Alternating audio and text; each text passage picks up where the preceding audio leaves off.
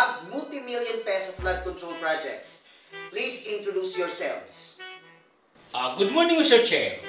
Ako po si Engineer Bang Kaloy, representing Tubig Builders Incorporated. Good morning, I'm Madam Lani from Dance and Sons Corporation. Hi! Ako si Mr. Dodong Quick Fix. Mabilis gumawa ng project, mabilis ding mawala. Contractor Kaloy, records show you were paid 50 million for a drainage canal. But on site, there is only grass. Can you explain? Mr. Chair, that is the eco-friendly and visible canal. Hindi nakikita, pero nararamdaman. Oo nga, nararamdaman sa pako kasi laging nakababad sa baha. Contractor Lani, your firm received 30 million for a flood wall. Where is it? Mr. Chair, nandyan po. Mobile flood wall. Dalang-dala kaya baka nasa ibang bayan na ngayon. Mobile?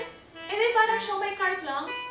Mr. Dodong Quick Fix, your company was contracted to build a pumping station. Why is there only a karaoke bar on the side? Mr. Chair, we wanted the people to sing through the flood. Prevention is good, but entertainment is better. Eddie, wow! Karaoke habang lumulubog. May libre bang floaters? The committee finds, number 1, contractors implemented ghost projects and made ridiculous excuses. Number 2, public funds wasted on mobile walls, invisible canals, and karaoke pumping stations. Number 3, citizens will suffer from floods while contractors win in government money. This committee recommends blacklisting these contractors, filing charges, and making sure future projects are real, functional, and flood-proof.